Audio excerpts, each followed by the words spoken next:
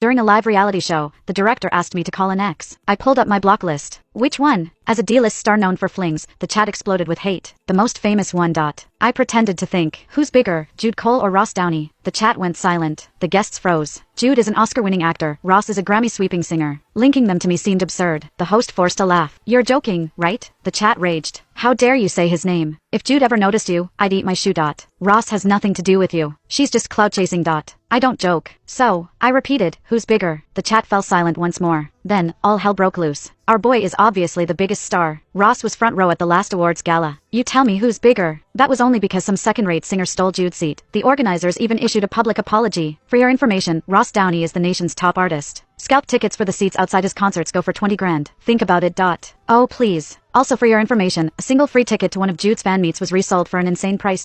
Off camera, the showrunner was frantically gesturing, his face a mask of panic. He seemed to be signaling, don't stir up trouble. The host looked like she was on the verge of tears. Scarlett, please, just tell everyone it was a joke and they're not really your ex-boyfriends. Technically speaking, one of them wasn't really an ex. He just thought I was still throwing a tantrum. Fine, let's invite Ross Downey. The host sucked in a sharp breath. The chat was a war zone of crying and laughing emojis. Wait, is she serious? Is our boy really her ex? No, Ross, how could you fall for such a promiscuous woman? Don't cry yet. Wait for Ross to come out and shut her down. LMAO, Jude dodged a bullet. Phew, crisis averted. The first segment of the show ended there. It was only the premiere, and all the invited guests were nobodies like me. The live format was a gimmick to generate buzz and pull in viewers. Who would have thought that when it came to my turn to invite a guest, two of the biggest names in the industry would be thrown into the mix? After the broadcast, the director, Leo, approached me. Scarlett, were you telling the truth? Leo came from a wealthy family and was new to directing, which was why he dared to fund such an ambitious show. But even he didn't want to get shut down by an A-listers team. It's true. Still wary, he pressed. Do you have any proof that you were together? I do. The last photo we had. That was all that was left. Once he was sure, Leo prepared to contact Ross's team. Asking for proof was the show's backup plan. After all, not every ex was willing to appear on a reality show with their former flame. When I got back to my apartment, I was met with a furious call from my agent. Scarlett, do you even want a career in this town anymore? He seethed. You signed an agreement with Regina. You are forbidden from ever publicly mentioning your past with Ross Downey. I let out a bitter laugh. Whether I have a career or not, does it really make a difference at this point? Issue a statement right now, he ordered. Clarify that everything you said on the show was a lie. It's your only chance to avoid being blacklisted and sued for damages. I ignored him and hung up. The internet was already ablaze with rumors, with most people convinced I was a pathological liar. But before I could post anything to defend myself, Ross Downey shot to the top of the trending topics. His post was just a few words. We loved. She's my ex. The statement sent his tens of millions of fans into a collective rage. They were convinced I had somehow bewitched him, a momentary lapse in his judgment. The entire mob turned on me, the D-list actress who was shamelessly using a past relationship for a pathetic shot at fame. Just then, Leo called. Scarlett, Ross's manager, Regina, offered me $3 million,